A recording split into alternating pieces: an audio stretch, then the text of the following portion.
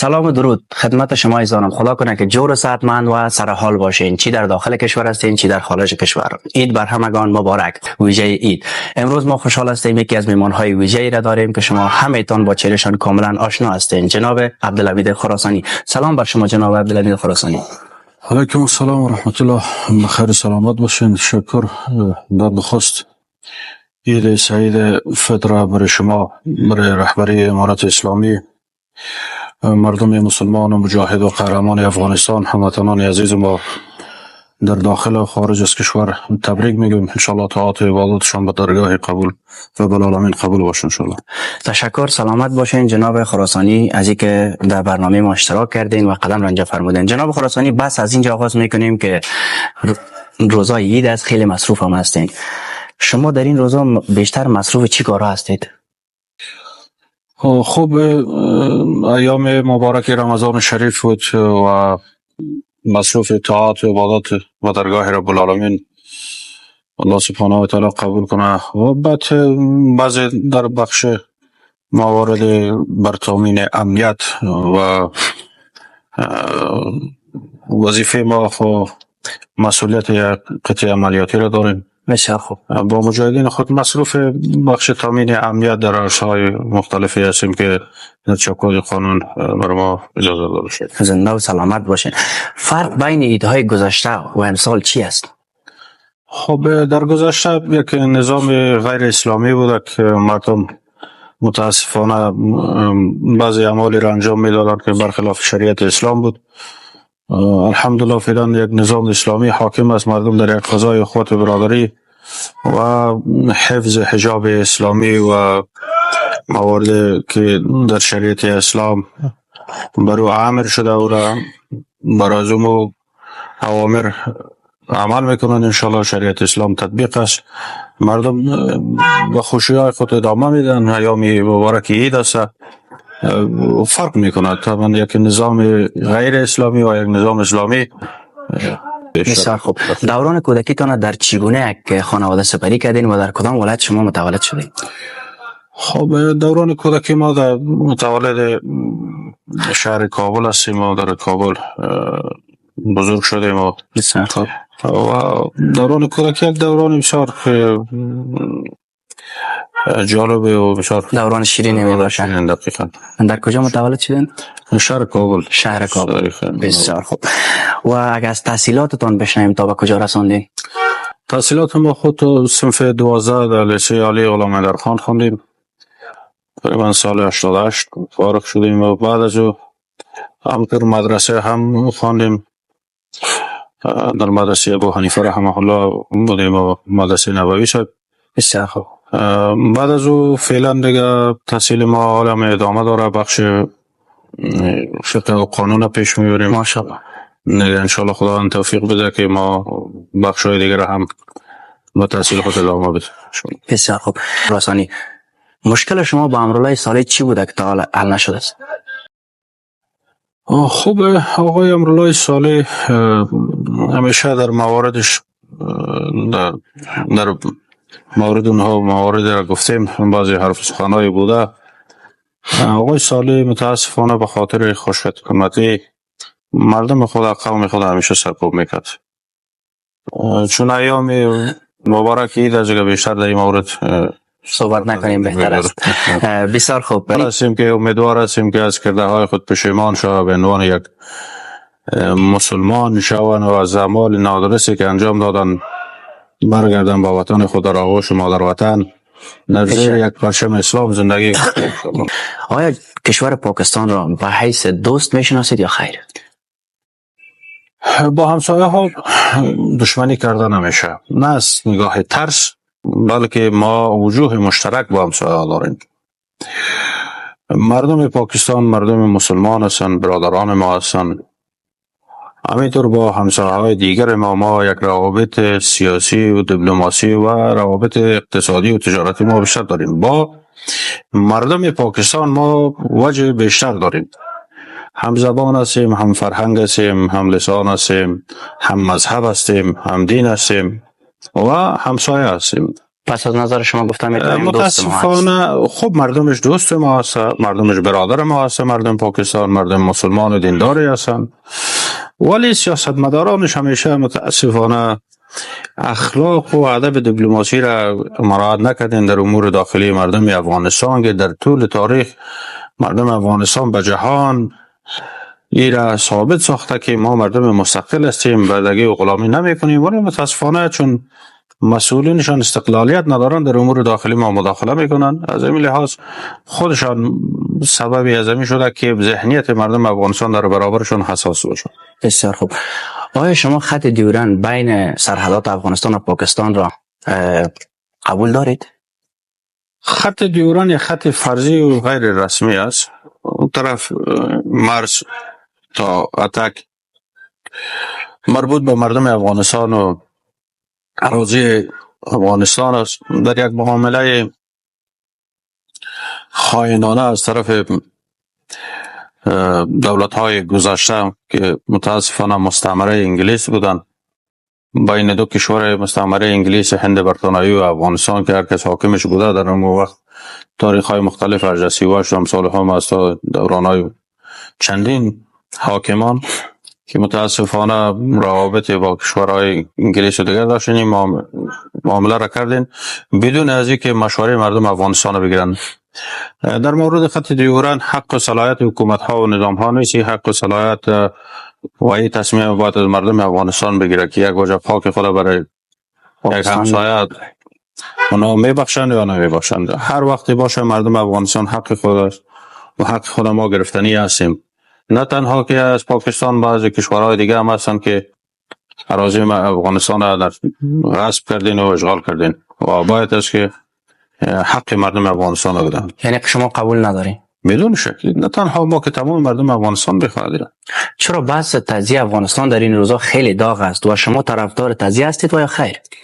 خب همیشه از گذشته شما در مورد تجزیه افغانستان گفتید، در گذشته هم اگر شما مطالعه داشته باشین از باز کتاب، یک کتاب به نام رد پای فرعون است، اگرچه نویسنده از او چندان آدم نیست ولی روایت به می است که در دوران احمد شاه مسعود خدا رحمتشان کنه، در اون دوران هم ایرانی ها خواستند که افغانستان را تجزیه کنند. یک هیئتی فرستاده بودند از احمد شاه مسعود رحمه الله و با اونها حرف سخن گفته بودند. وقتی که حرف از تجزیه برشان گفته شده بود، احمد شاه مسعود خیلی احساساتی شده بود، اگرچه با جناح امارت اسلامی بودن، ولی بلا فاصله با بعضی برادرها مثلا در اون کتاب که یادآور میشه با ملا ربانی آخان تماس میگیرن و برای از او میگن که ملا صاحب بگوین، ملا صاحب مرحوم الله رحمتشون کنه، ملا محمد عمر آخان، که این جنجال ما و شما داخلی است، قابل حل است، ولی بیایید که افغانستان نجات بدیم از اینکه تجزیه نشه. اگر مردم افغانستان تجزیه شود شما یادتون باشه نه فرهنگ میماند، نه تاریخ برای ما میماند، نه مو میراث گذشته، همگی ما پارچه میشیم. در آن زمان کی جلوگیری کرد از تجزیه؟ خب در زمانهای مختلف هر چیز، بخصوص در دوران احمد شاه مسعود هم جلوگیری کرد، دو طرف ملا صاحب مرحوم هم جلوگیری کردن و مارشال فهیم هم میتونیم به صراحت یاد کنیم که نبگذاشتن تجزیه شود. برایشان پیشنهاد شده بود در دورانی که یک تغییرات تحول آمده، در روزهای اولی که بعد نظام جمهوریت آمد، بعضی کشورها گفته بودن که شما از کوتل خیرخانه پیش نرید. این مواردی است که در کتاب‌ها نوشته شده. کمی از این کتاب معلومات داشتم که از کوتل خیرخانه اجازه نداره. دقیقاً برشان روسا گفته بودند. بله. روسا گفته بودند که شما از کوتل خیرخانه پیش نروین، طرف برای مردم دیگر باشه، شما این طرف. ولی در یک سخنرانی خود مارشال فهیم میگه که مارشال فهیم آدم مسلمان مجاهدی بود، آدمی بود که نسبت به سیاسیون دیگر فاسق و فاجر و اینطور آدم این چیز نبود. دقیقاً آدم بر همه شخصیت‌های سیاسی ما احترام داریم، ولی متاسفانه بعضیشان خیانت ملی را مرتکب شدن، جنایت کردن، رذالت کردن و آدم شد. او در یکی از سخن‌های خود میگه که برای من لعل بدخشان و از سنگ هلمند و اینجا همگی یکی از اون وطن ماست. مادر وطن با ما افغانستان تو دارای کدام اراضی بسیار بزرگی نیست که ما رو بچن کشور مثل فدرالی و دیگه امثال هم تجزیه کنیم. متاسفانه بعضی مامورین حکومت گذشته که در کنار آقای غنی مثل آقای سرور دانش و دیگه بودن تا دین روز در هر رسالت و جنایت در حق مردم افغانستان همگام و هم نظر با آقای غنی بودن. باز امروز منافعشان که در منافع شخصیشان که از درآمد و پولای هوایی استعمار ماندن بازی موارد پیشکش میکنه. این گپ خیالی است. مردم افغانستان به این موارد کسی را اجازه نمیده و نمایندگی از مردم افغانستان هم نمیکنن. در کل حقیقت نداره از نظر شما. بسیار خوب. علت اساسی و خیم شدن روابط کابل اسلام آباد چی است؟ مداخله بیجای سیاسون خود پاکستان در امور داخلی افغانستان.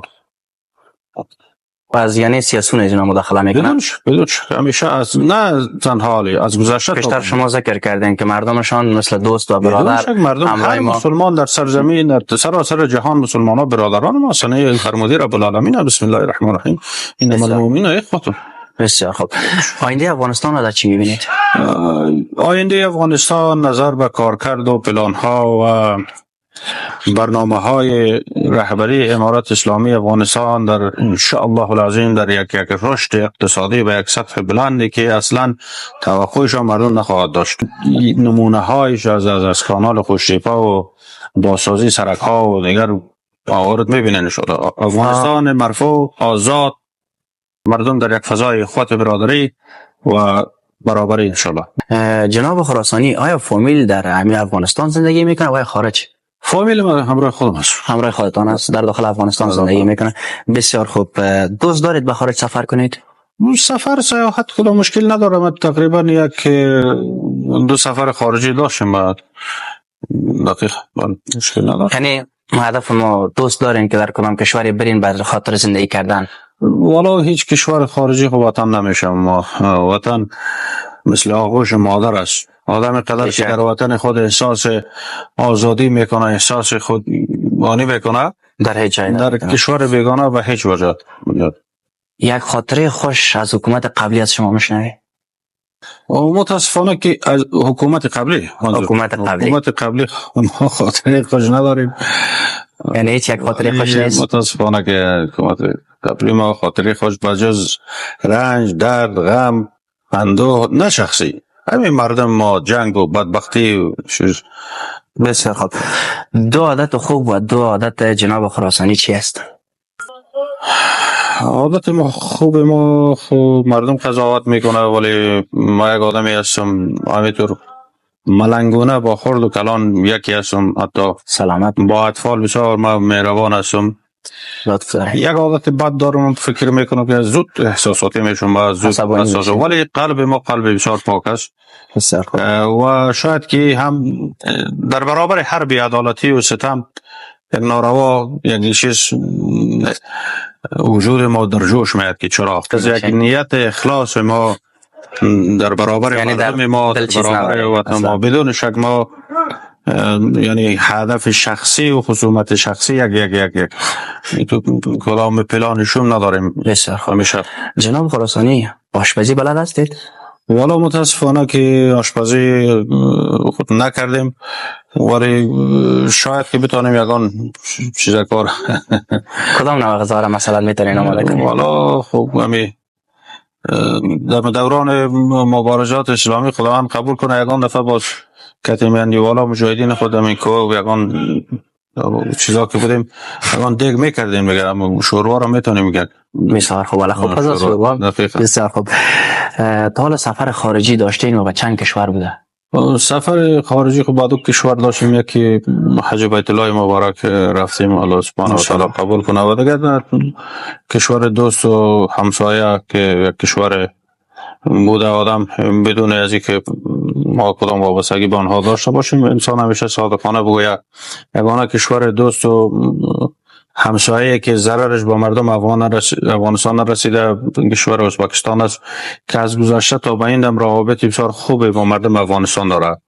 اگر در هر دولت ازبکستان یک چیز داره چون ما خب در بخش سیاسی هم ما فعالیت های خود داشتیم. قبلا ما مسئول یک نهضت اسلامی بودیم، جریان سیاسی داشتیم، تمام همسایه ها را مورد مطالعه قرار دادیم مردم ازبکستان دولتش در هر شرایط در هر دولت ها نظام ها در کنار اون دولت بوده، منافعشان رسیده، ولی دستاندازی و مداخله بیجا و مثل که مخالفین یک نظام حمایت کنه این رقم نبوده. متاسفانه که بعضی کشورها همسایه‌های ما اخلاق ادب دیپلماسی را مراعات نمی‌کنند. یک دو دفعه به تاشکند سفر داشتیم به خاطر تداوی و یک خداوند قبول کنه یک دو دفعه حج بیت الله مبارک رفتیم و ان شاء الله خداوند توفیق بده که هر سال بتونیم بریم دیگه جای دیگه. در بخش سیاسی کدام سهمی نداشتین کشور همسایه؟ نه با کشور همسایه ما کدام روابط سیاسی نداریم. بسیار خوب. از دولت قبلی راضی بودید؟ متاسفانه که دولت قبلی همه مردم ناراض بودن، مسلمان ها به خصوص کسانی که مسلمان واقعی بودن، چون مستعمره بود، یک ظالم بود، یک دولت متعصب بود، یک دولتی که در دست یک حلقه مافیایی بود. متاسفانه میتونیم گفت دولت قبلی کافر بودن؟ دلایل شرعی در این مورد موجود است. دقیقاً بسم الله الرحمن الرحیم و من لم یحکم بما انزل الله فاولئک هم الکافرون. این آیت سه بخش داره که یک بخشش در مورد اشخاص است که اگر بالای و من لم یحکم بما انزل الله فاولئک هم الفاسقون و من لم یحکم بما انزل الله فاولئک هم الظالمون و من لم یحکم بما انزل الله فاولئک هم الکافرون. که پای دیگر بعض از آیات متبرک دیگر میگه اگر فرد مثلا قانون الهی را شریعت بالا خود تطبیق نکنه ولی مسلمان باشه او در حق خود ظلم میکنه، ولی اگر یک پادشاه قانون شریعت اسلام هم تطبیق نکنه و دیگه قانون هم نکنه در حق ملت ظلم. ولی اگر یک پادشاه نظام دولتی نه قانون شریعت تطبیق کنه برخلاف قانون شریعت نظام دموکراسی و غربی کفری تطبیق کنه این آدم کافر میشه. بسیار خوب. و همین که با کفار هم دوستی میکنن دلایل شرعی است که اینها از دایره اسلام میبرن. جناب خراسانی چی فکر میکنید؟ فساد در حکومت قبلی بیشتر بود و یا حاله؟ خب نظر به روایاتی که خود مسئولین نظام گذشته در حاکمیتشان و بعد از حاکمیتشان روایاتی داشتن، فساد همه میبینن. عکس دزدیدن بکس‌های دلاری به انتقالش به لبنان و از پیدا شدن بکس‌های دلار تا خشت‌های اطلاع از خانه آقای امرالله صالح و امثالهم خودش نمایانگر از این بود که و گزارشات سیگار در این مورد شما تعقیب کرده باشین مردم افغانستان، کسانی که در این مورد در پای جستجو هستند، یک کلیپ نشر کرده بود. بدون شک سیگار هم و دیگر نهادهایی که در این مورد وظیفه داشتن از فساد بیشتری روایت شده. ولی شما میبینید که الحمدلله در گزارشی که سال گذشته در مورد کشورهایی که با فساد اثر نشر شده که افغانستان بسیار در پایان آمده سطحش. بدون شک الحمدلله مبارزه رهبری امارت اسلامی در برابر فساد اداری و اخلاقی بسیار جدی و قاطع و سریع است. بسیار خوب. به نظر شما یگانه راه بیرون رفت از وضعیت کنونی افغانستان چی است؟ یا که کدام مشکلی که ما نمیبینیم که راه بیرون رفت از او باشه. فعلا یک نظام اسلامی حاکم است، مردم در یک فضای امنیت بهتر و قوت برادری زندگی میکنن. دیگه تو کدام مشکلی باشه که مردم از راه یک مشکلات اقتصادی میراث آقای غنی است، میراث استعمار است، میلیاردها دلار سرازیر شد ولی بر مردم افغانستان کسی کمک نکرد و همه پس دوباره به تاراج رساندن. امارت اسلامی کوشش میکنه رهبری که انشالله که در زمین رشد اقتصاد مردم انشالله که کارهای انجام بده. دلیل حضور ناتو در افغانستان چی بود؟ اشغال، قتل مسلمانان، ظلم و جنایت، فروش اسلحه و مهماتشان، بازی با سرنوشت امت مسلمان، بهانه‌جویی‌های ناحق، زیر عنوان تروریسم. در حالی که در افغانستان تروریسم شامل خود مردم افغانستان است. مردم حق داره در برابر اشغال روس هم جنگیدن و در برابر اشغال امریکا می جنگن. در برابر اشغال روس امریکا حمایت میکرد ولی در برابر خودش که بجنگ مردم افغانستان باز تروریست میشه. ولی امریکا ادعا داره که ما افغانا را کمک کردیم، 20 سال برشان تجهیزات دادیم تا بجنگن و اما فعلا در برابر شکست دادیم. در برابر کی بجنگن؟ امریکا یک جمع غلام و مزدور برده حمایت کرد که در برابر کسانی که اونها استقلالیت کشور خود میخواستن، یک نظام اسلامی میخواستن، در برابر از اونها بجنگن. اینجا یعنی نیروهای قبلی را یک مثل یک اسلحه استفاده کردن. خب ببینین اونها ابزار بودن در برابر مسلمان ها استفاده شدن. ما خود جناح مخالف نمیتونیم مسلمان بگویم. مسلمان ما از عادت امارت سنی در برابر مسلمان نمی جنگیدیم. کسی که همگام با کفار شد خو از دایره اسلام میبره. شما در دولت قبلی چی نقش داشتین و از نقشتان راضی بودین یا خیر؟ خب ما در حکومت قبلی مسئول نهضت اسلامی مقاومت بودیم. در برابر حکومت جمهوریت ما مخالفت خود مبارزات خود داشتیم و الله سبحانه و تعالی قبول کنه با قاطعیت و مقاومت بلند در برابر استعمار و مزدوران استاد بودیم. اساسی خود داشتیم شد. چند سال مبارزه کردین و در کجا؟ بیشتر مبارزات ما شهر کابل آغاز شد. جوانانی که مثلا در دوران حکومت داود خان که یک جمع برادرها که جمع بزرگ عظیمی مجاهدین رهبران سیاسی گذاشته بودن مثل نهضت اسلامی را که استاد نیازی شهید، استاد حبیب الله شهید و دیگر بودن، استاد ربانی و همگی بازش شدن. همینطور ما هم با یک جمع دوستا و رفقای همفکر و هم نظر که در برابر وطن و مردم خود احساس داشتیم و یک فکر مبارزات اسلامی داشتیم آغاز کردیم. تقریبا 5-6 سال از مبارزات ما میشد بدون شک. اگر به عنوان یک مسلمان از گذشته تا به این موقف ما در برابر کفار و الحاد یک موقف بوده که در تضاد بروزون. از کجا شروع کردین به این مبارزه؟ کی سوق دادتان به طرف مبارزه؟ تو ما از طرف کسی سوق و تحریک ما نشدیم. فکر مبارزاتی ما از اثر مطالعات و درک حقایق ما بوده که کشور ما چنگال اشغال از ظلم و استعمار بدون شک. بسیار خوب. 2 سال گذشته چطور متحول شده بالای شما؟ خب در 2 سال گذشته مردم خودشان میبینند که در کوچه و پس کوچه و نواحی مختلف و شهرها و ولایات بازسازی جریان دارد. امنیت بهتر است. در رشد اقتصاد، پروژه های اقتصادی یا از طرف مولا برادر خان معاون اقتصادی ریاست الوزراء بیشتر تنظیم شده و ای که در رشد اقتصاد کارهای عملی صورت بگیرد.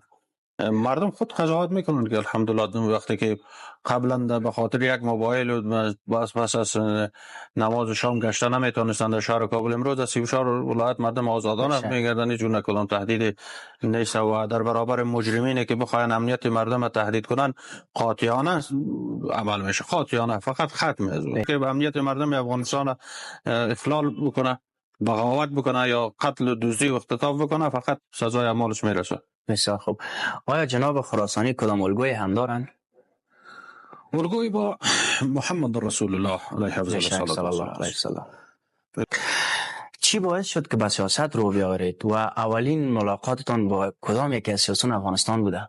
خب متاسفانه برخلاف دیدگاه دیگران ما با سیاستی که دیگر سیاسیون با پیروی از مکتب ماکیاولی و مارکس و لیلن و امثال بوده، ما او را از سیاست مداران، ما یک سرباز اسلام مجاهد و مبارز در راه حق بودیم و خب ارتباط سیاسی ما داشتیم با بعض شخصیت‌های سیاسی گذشته، با جوانب مختلف ما ارتباط داشتیم. در این مورد ببینید آیت واضح و صریح قرآن عظیم شان از بسم الله الرحمن الرحیم ولن ترضى عنك اليهود ولا النصارى حتى تتبع ملتهم. از شما راضی نمیشود یهود و نصارا تا آنکه قانونشان، خواسته‌های نامشروعشان، دینشان، مذهبشان قبول نکنید. افغانستان یک کشور مستقل است و پس از سالهای متمادی استقلال خود به دست آورده یک حکومت مشروع اسلامی حاکم است. ناتو و سازمان ملل و غرب و آمریکا اینها خواسته های نامشروع خلاف شریعت اسلام دارند که بنا به همین نمیخواهند که با امارت اسلامی تعامل کنند، ولی ما خواهان روابط سیاسی با همه کشورها هستیم در یک چوکات که ارزش‌های اسلامی ما را حفظ کنیم بدون شک.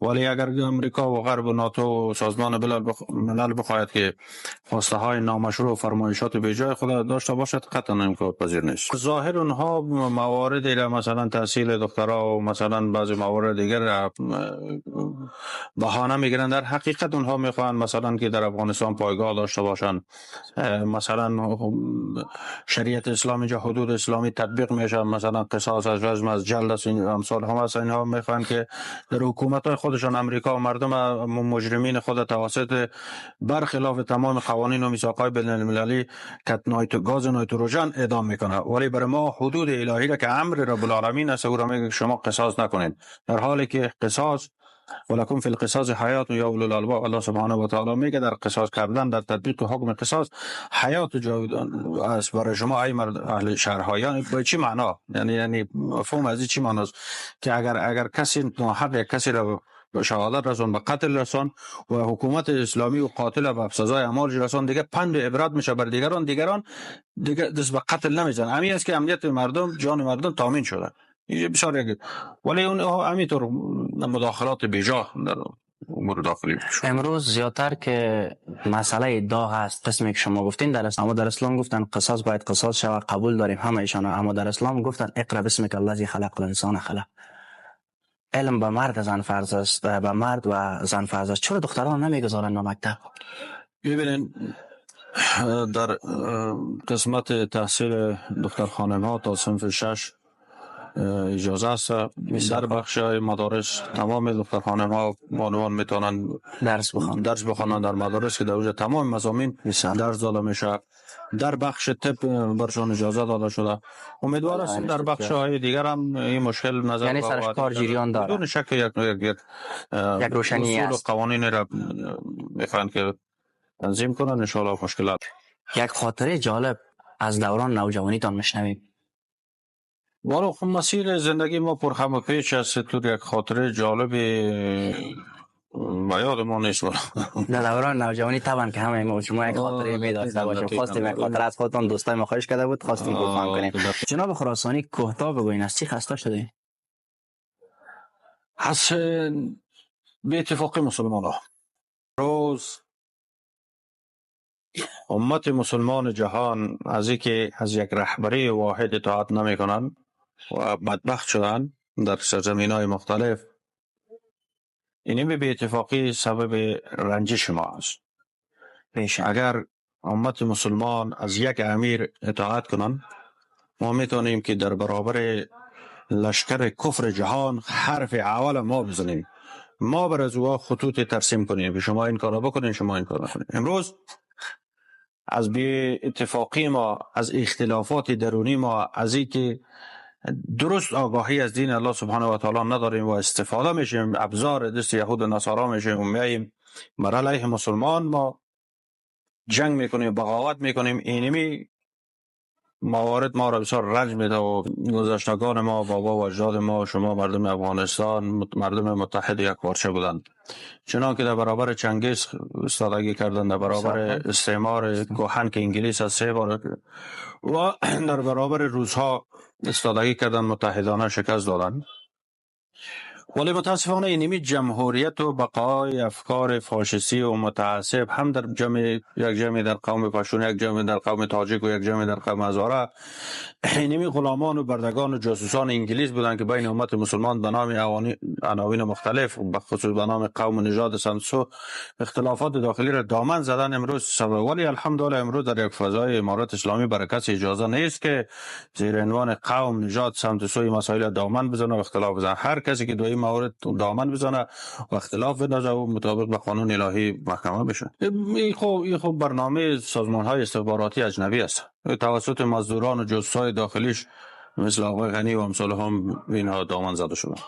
در اخیر به حیث یکی از عضو حکومت سرپرست، از شما پیامتان به جهان چی است؟ خب پیام ما به جهانیان این است که جهان درک کند که مردم افغانستان مردم مستقل و آزاد هستند و امروز یک نظام مشروع اسلامی که حق مسلم مردم افغانستان از حاکم است. اگر جهانیان میل بر ازی دارند که روابط سیاسی با امارت اسلامی داشته باشند، باید است که خواسته های مشروع ما را اونها مد نظر بگیرن، نه این که خواسته های نامشروعی که ببینید اگر جامعه جهانی، اگر سازمان ملل، اگر غرب و اروپا و مثال هم اینها خواهان ظاهرا که ادعای حقوق بشر و دفاع از حقوق زن و دیگر میکنه و یک طرف همه که برمیگردیم میبینیم با مردم اقصا، مردم فلسطین که چگونه از ظلم و جنایت و نسل کشی. پس پیش ما سازمان ملل، جامعه جهانی در ادعای مبارزه از حقوق برابر تروریسم که خودشان تروریسم است، از امریکا و انگلیس و اسرائیل که دیگه تروریست پیدا نمیشه که اطفال، زنان، کهنسالا را، پیر و جوان، همه که مردم ملکی را بمبارد میگه، از تمام قدرت نظامی خود استفاده کردن. که شما اونها تروریست هستند. اگر اونها جامعه جهانی اگر میخواد خواهان یک روابط سیاسی باشد، ما را با این روابط سیاسی میکنه. اگر جنگ میخواد، دیگه از میدان ما در طول تاریخ در برابر استعمار ما جنگیدیم و این ملت قهرمان مسلمان می جنگه. اما یک مثل عامیانه است میگه باز نر و قربانی هستم و رویشون نداریم. بسیار خوب. تشکر از حضورتان جناب خراسانی. واقعا خوشحال شدم از نزدیک همراهتان صحبت ها را داشتم. دوستای عزیز، خدا کنه که از برنامه ما لذت برده باشین و به سوالاتتان پاسخ ارائه شده باشه. تا برنامه دیگر که باز مهمان خانه های شما میشم، شما را به خداوند پاک بی‌نیاز میسپارم.